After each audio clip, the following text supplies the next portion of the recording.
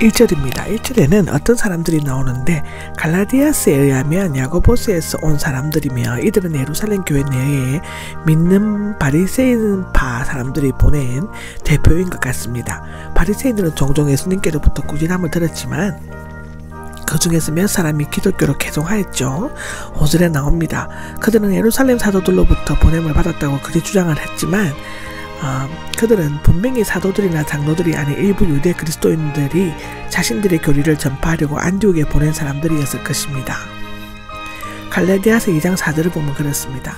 그들은 기독교를 받아들였지만 그들 자신뿐만 아니라 이방인들에게 유대인의 율법주의 즉 모세의 율법도 지키고 할례도 받아야 한다라고 하는 절책 안에 가둬두려고 했습니다. 할례를 받지 않으면 구원을 받을 수 없었습니다. 이 율법주의적인 가르침은 안디옥 교회에 새 신자들을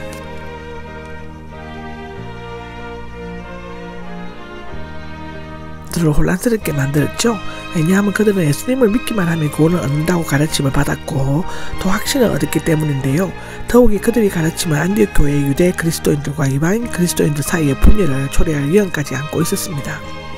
그들이 단순히 자신들의 의견을 말한 것이 아니라 예루살렘의 교회의 뜻을 배경으로 한 근위를 가지고 가르쳤다는 데 문장의 심각성을 가지고 있는 것입니다.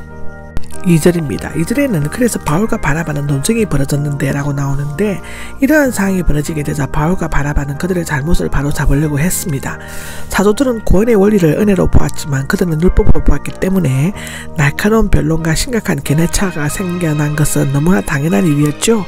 율법주의의 외관을 중요시하며 외모로 정신적 가치를 판단하지만 하나님께서는 중심을 보시고 순수한 동기로 영적인 가치를 판단하는 것입니다. 이 문제에 대해 보내기로 결정하였다가 나옵니다. 이 문제란 것은 교회 안에서 해결될 수 없기 때문에 안디옥 교회는 예루살렘 교회와 상의해서 옳은 해답을 얻기 위하여 대표단을 예루살렘에 보내기로 결정하였던 것입니다. 바울과 바나바는 안디옥 교회에서 선출된 대표자였지만 바울은 자신이 이 일에 대해서 하나님의 직접적인 계시를 받았다고 말했죠. 갈라디아서 2장 2절에 그렇게 기록되어져 있습니다. 예루살렘으로 보내기로 작정한 사람들 중에는 바울이 믿음직한 동역자인 디도가 있었고 예루살렘 교회에서는 디도가 순수한 이방인이었으므로 할례를 허용하지 않았지만 디모데는 어머니는 유대인이고 아버지는 헬라인이었으므로 할례를 받게 하였다고 사도행전 16장 3절에는 말하고 있습니다. 왜냐하면 디모데가 바울의 선교 여행에 동행할 때 편견이 심한 유대인들로부터 공격을 받게 될 것이기 때문이라고 성경은 기록하고 있습니다. 3절을 보면 교회의 전송을 받고가 나오는데요. 교인들이 멀리까지 가서 전송을 했다는 의미보다는 교회가 그들에게 여행에 필요한 경비와 물건을 지원해 준 것을 의미하는 것 같습니다. 지금의 선교사 파송 같은 것인 겁니다. 로마서 15장 24절에 기록되어져 있습니다.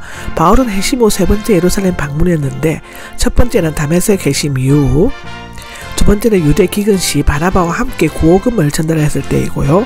베게니와 사마리아 지방인데 두 사도는 해안선을 따라 500km를 향해 하였고 예루살렘으로 가는 길목에 있는 베니게와 사마리아 지방에 들려 이방인 전도와 그 성과를 전하였습니다. 특히 이 지역은 헬라계 그리스도인들이 전도했으므로 오히려 적극적으로 선교 보고를 듣고 기뻐하였습니다. 베니게에도 유대 그리스도인들이 분명히 있었겠지만 사도들의 이방인 선교 사역에 대해서 부정적인 편견을 갖지 않았던 것처럼 보여지고 있습니다. 4절에서 22절까지는 세 종류의 모임이 있었던 것 같습니다. 첫째로는 환영하고 보고하는 사적인 모임이 4절 5절에 나오는데요. 교회와 사도들과 장로들의 영접을 받았다라고 4절에 나오는데 예루살렘 교회는 공적인 모임을 갖고 안디옥 교회의 대표들을 따뜻하게 맞이하였습니다. 안디옥에서 했던 것처럼 바울과 바나바는 자신들의 선교 활동과 경험의 바에 대해 보고했는데 아마도 이 맨 처음 보고는 공회가 열리기 전 사도들의 사적 모임에서 행해진 것 같다고 갈라디아서 2장 2절에는 말하고 있습니다. 5절입니다. 5절에는 바리새파에 속했다가 믿게 된 사람들 중 어떤 사람들이 나오는데 안디옥에 왔던 사람들은 이 무리들 중에 속해 있었거나 그들에게서 파송되었을 것입니다. 그들은 예수님을 믿지만 아직까지도 모세율법과 할례에 대한 생각과 미련을 버리지 못했던 것 같은데요. 그들은 이방인이 먼저 유대교로 개종하여 할례를 받은 다음 믿음으로 구원을 받는 것이 바람직하다고 믿었습니다. 무엇보다도 그들은 기독교가 이방인 세계까지 포괄하게 되는 탈유대 유동이 되고 모세의 체계를 완전히 붕괴될 것으로 생각하였습니다. 둘째로는 교회 모임이 계속되고 있는 동안에 한쪽에서 모임 지도자 모임이라고 말하고 있습니다. 6절에서 12절까지는 모임은 사도와 장로들만이 이루어져 있고 공개적인 것 같았다고 적혀 있는데요. 7절을 보시면 많은 논란이 일어나고 있으나 후가 나오는데 소위 예루살렘을 중심으로 하는 유대파와 안디옥을 중심으로 하는 바울파 사이에 타협이 없는 심각한 신학 논쟁이 벌어졌습니다. 아직 초대교회 안에는 유대교적 색채가 강하고 신자들뿐만 아니라 사도들과 지도자들까지도 율법과 복음에 대한 올바른 이해가 아직 정착되어 있지 않았습니다.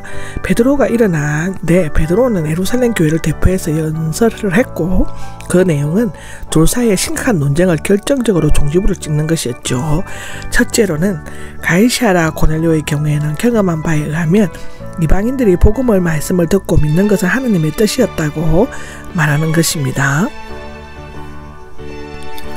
두 번째로는 하나님께서는 성령을 우리에게 주신 것처럼 이방인들에게 주셨다고, 세 번째로는 그 마음을 차별 없이 공평하게 믿음으로 깨끗하게 하였다입니다. 그것이 9절에 나옵니다. 10절을 보시면 누구든지 도저히 맬 수 없었던 명예를 제자들에게 매게 하는 것은 하나님을 시험하는 것이 된다고 나와 있고, 유대인들이나 이방인들은 주 예수님의 은혜로 구원을 받는다는 것이 11절에 나와 있죠. 바울은 자신이 사도들에게서 배운 것이 아니라고 말하고 있지만 베드로의 연설은 사도 바울의 신학과 교리적으로 완전히 일치하며 다음에 나오는 야고보의 연설과도 비슷합니다.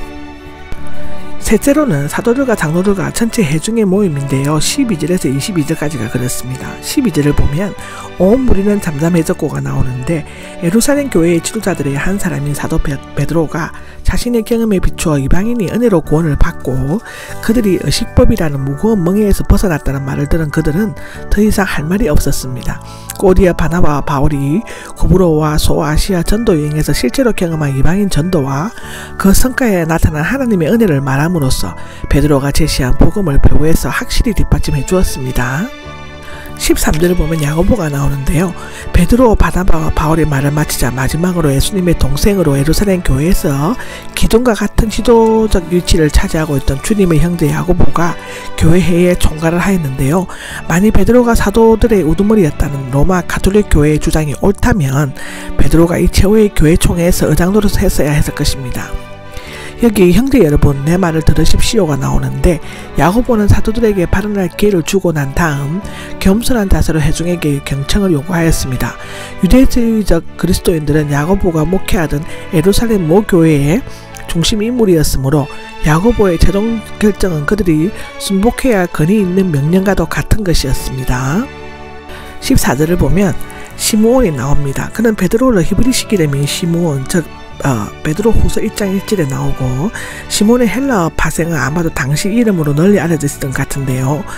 그는 베드로 시드몬이라고 불렀다고 하고 그는 고넬료의 집사람이 회심한 것을 이방인이 은혜로 구원을 받고 의식법으로부터 자유롭게 된 것이라는 취지로 말한 베드로의 말을 완전히 인정하였습니다. 자기 이름을 위한 한 백성인데 영적으로 새로운 이스라엘 백성을 말하는 것으로서 하나님이 이방인 가운데서 구원받은 자를 일으키신다는 것입니다. 이것은 요한복음 10장, 베드로전서 2장에 나와 있습니다. 15절입니다. 예언자들의 말과는 일치가 됩니다가 나오는데 즉 아모스 9장 11절 12절에 있는 예언인데 이 베드로의 견해와 완전히 일치한다고 선언하였던 것입니다. 16절에서 18절은 이 일들 후에 알게 하신다는데 야고보는 아모스의 예언이 이 일들 후에 즉 그리스도께서 재림하실 때 다윗의 장막이 다시 세워지고 전 세계 복음이 증거되어 유대인과 이방인 모두가 주님을 알게 됨으로써 성취될 것이라고 말하였습니다. 이와 같이 유대인 선교자는 하나님께서는 영적인 왕국에 이방인들의 자리도 마련해 놓으셨다는 것을 훨씬 오래전에 더 잘 알고 있었던 것인데 이방인도 하나님의 백성의 한 사람이 되는 것은 구약 시대로부터 밝혀진 하나님의 구원 계획이었다는 것입니다. 19절은 내 판단으로가 나옵니다. 문자적으로는 나는 무엇이라고 판단한다 했는데 여기에서 내라는 인칭 대명사가 강조되고 있는데 회장으로서 자신에게 부여된 권위와 능숙한어법, 완전한 지혜를 가지고 이 문제를 종합 요약하여 설명하고 있는 것입니다. 이제 사도들과 장로들은 해중은 결론을 채택해야 할 때가 이르렀습니다. 괴롭히지 말고가 나오는데 문자적으로 괴롭히기를 그만두라는 것이고 어떤 사람의 곁에서 괴롭히지 말라는 뜻입니다. 즉 모세의 율법, 즉 의식법이라는 무거운 짐을 가지고 괴롭히지 말라는 뜻이죠. 이것은 베드로와 바나바, 바울의 입장을 받아들이는 것입니다. 20절을 보면 다만 해야 합니다가 나옵니다. 이방인 그리스도인들이 지켜야 할 4가지 금지사항을 제안함으로써 유대인들과 이방인 사이의 가장 예민한 문제들을 말하는 것인데요. 예를 들면 유대인 신자들이 싫어하는 행위는 이방인 신자들이 하지 않는 선에서 원만히 해결하려고 하였습니다. 이렇게 함으로써 유대인 신자와 이방인 신자는 서로 화목하게 교제할 수 있게 될 것인데 이 4가지 금지사항은 모두 레위기 17장과 18장에 언급되어 있습니다. 첫째로는 우상으로 더러워진 음식을 멀리하라. 두 번째는 음행을 멀리하라. 세 번째는 숨을 막히게 해서 죽인 짐승의 고기를 멀리하라고, 네 번째로는 피를 멀리하라는 것이라고 기록되어져 있습니다. 21절을 보면 각 마을에서 그의 글을 읽어왔기 때문입니다가 나옵니다. 이방인 신자들이 있는 곳에는 어디든지 유대인들이 있고 그들은 모세의 율법을 안식일마다 해당해서 늘 읽고 있었기 때문에 그들에게 그 느낌이 되어서는 안 된다는 의미인 것입니다.